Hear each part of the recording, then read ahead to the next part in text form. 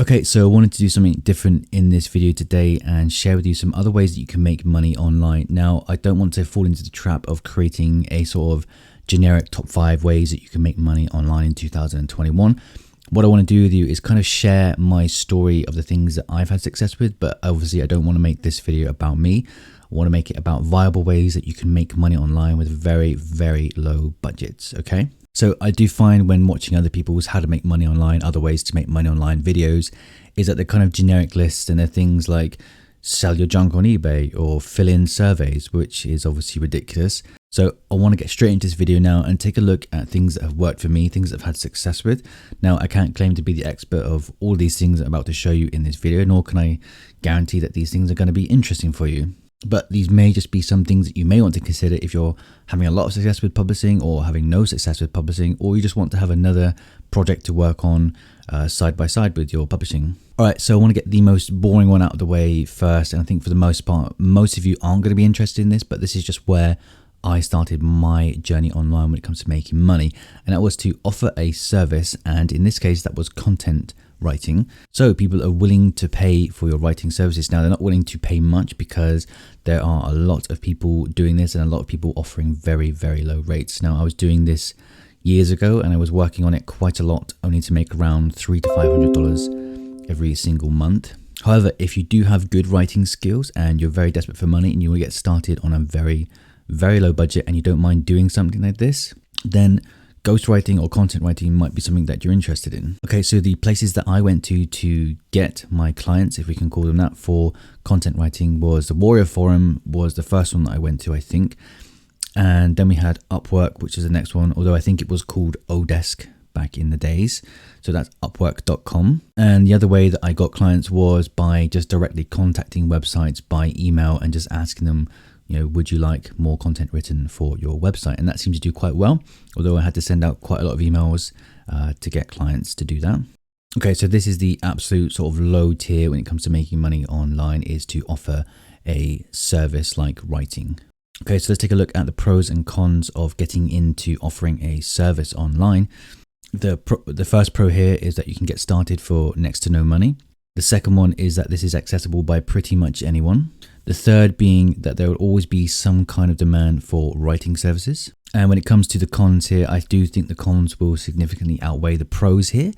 But I just wanted to share with you what I have actually literally made money with on the internet. So the cons here would be that it's extremely boring after a while and you don't get paid much. It's very competitive. And lastly, you'll get a lot of clients that are extremely unhappy with your work despite having extremely low rates, and you'll find yourself rewriting work just because your client isn't happy, and you'll end up working all day to make around $5, and nobody wants to live like that. Okay, so that's ghostwriting, content writing, things like that, offering a service. Couldn't possibly recommend it unless you're absolutely desperate for money. So what did I do with the money that I did eventually earn from ghostwriting was to invest that into Amazon FBA. Now, if you've been looking at ways to make money online, especially ways to make money with Amazon, then you've probably come across FBA at some point in your time. And FBA stands for Fulfilled by Amazon. So what I was doing was buying products from China and having them delivered back here to my home and then sending it to Amazon's warehouses where it then would be sold on amazon.co.uk because that's where I live. So this was quite a long time ago that I did this, and I made a small amount of money doing it because the investment that I made initially was very, very small, around £100. So that's about maybe $130, I think that might be. And the first product that I actually sold were these mosquito bracelets. So mosquito repellent bracelets, just like here, is a kind of generic product. There was a pack of 10. I think I sold around 80 units the first or second month that I got started with this. And the problem that I found here was, one, that the quality of my product wasn't very good, so it ended up getting some bad reviews. Two, I didn't have anywhere near enough money to pursue this. So the cash flow was a real issue here. I ran out of money before I could replenish my stock. So when I ran out, the listing kind of died, and it also had negative reviews on it. So that didn't go too well for me, but the potential was definitely there. And then ended up selling 2 more products, which were dog clickers. So these kind of things here where you'd click to help train your dog. These didn't do as well, but they still sold from time to time, and they would make around £2 or £3 profit per sale. And that would be the same with the mosquito bracelets as well, about that price. about that amount of profit too.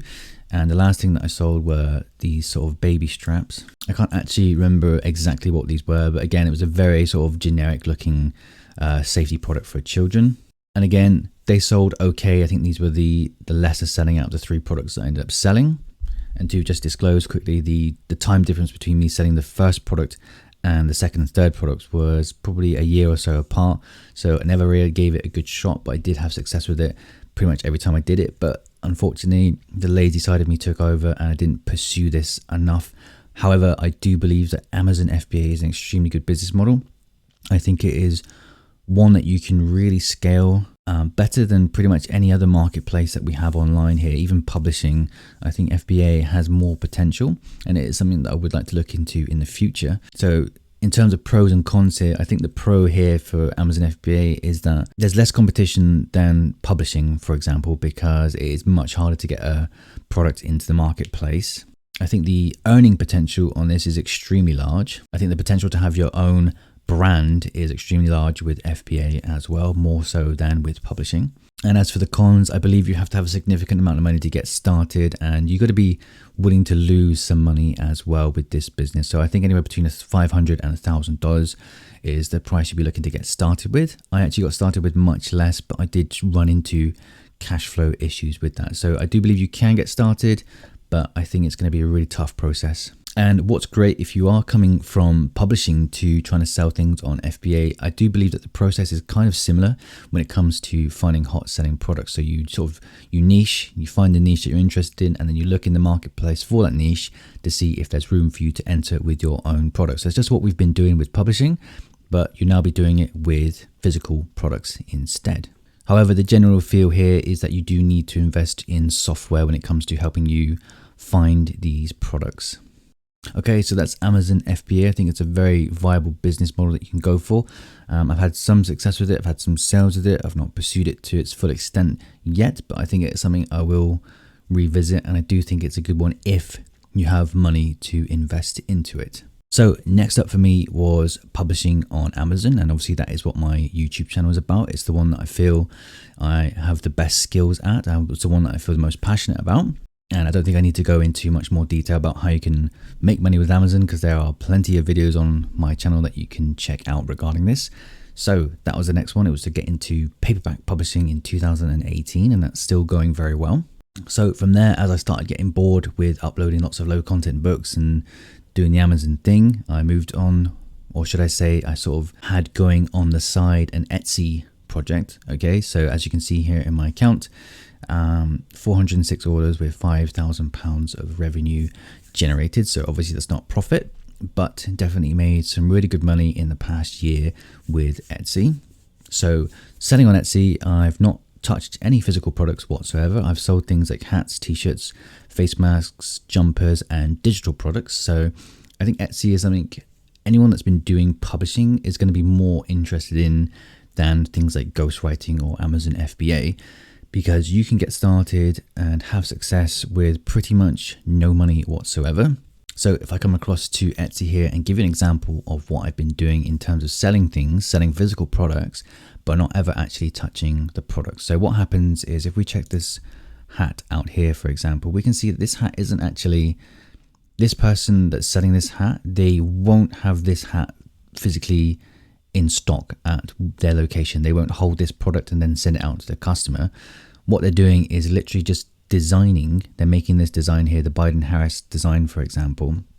And then when the customer from Etsy buys this hat, they then have the hat produced by the company that actually makes the hat and embroiders the logo, the design on the front. So basically all they're doing is making the designs and then outsourcing the work to the company that actually produces the hat with a design on it, and then sending out to their customer through that company. So for example, they'll be using websites like Printful or Printify, like this one here. And so the customer will come over to this on Etsy. They'll see this listing with this design on it. They'll click the buy button. And then when the seller receives the notification that they've had the sale on this product, they'll come across to whatever print on demand company they're using. So for example, Printify here. And then they'll create the order on this website where Printify or whatever company will produce the product and then send it out to this person's customer, okay? So they never actually see the product themselves. And this is something that if you had good design skill, this is something you can do with a lot of different products. So for me, like I said, it was hats, jumpers, t-shirts, face masks. Obviously face masks did pretty well. And this is great because if you've been making low content books, then you're going to have some design experience now. You might not be the greatest designer ever, like myself. I'm pretty terrible, but you can make simple designs just like you do with your low content covers and sell them on Etsy. I'm not saying take your low content designs and put them across on Etsy, but that sort of mentality should transfer to Etsy as well. So what you'll find on Etsy is that a lot of just normal short quotes or phrases sell really well. So just really short designs that pretty much anyone can make. These will sell well on Etsy if you get it right. Okay, so the other side of Etsy, which you might be interested in, is selling digital items. This is something I had success with over Christmas. I was selling these kind of, I'll show you very quickly. So these are called printables, and these are obviously things that the customer can just buy from Etsy, download at home, and then print out at home themselves. So again, we're never actually touching the product, we're just designing it. And so what I was selling was very simple things just like this here. So it's sort of Christmas games, elf lists, so like elf on the shelf type thing. So things like Christmas games here, scavenger hunts, Christmas songs, like all kinds of different games or things that people can print out at home. So during Christmas, that did very well for me, albeit making just like £1 per sale. But that is something that you can have. You'll sell like during Christmas, those type of things, you'll sell a lot of them and it will actually add up. And the next thing that I sort of started to get into was printable wall art. So it's a similar sort of concept where you just design like this one here. You just design and then the person can buy it and then print it, stick it in a frame, put it on their wall or whatever. And this is amazing because there is so much potential with these type of things here, and you can produce hundreds of these if you have your unique quotes or whatever type of quotes. You can use the same sort of concept that we do when it comes to finding good niches on Amazon. Is just to search Etsy for these type of quotes and then try and find your own way of putting a unique sort of spin on them, a unique phrase, or just a slight variation of the other people's work that they've been uploading. So that's Etsy. Etsy is great. I think I would go for pros and cons for Etsy. I think the pros are you can get started for absolutely nothing.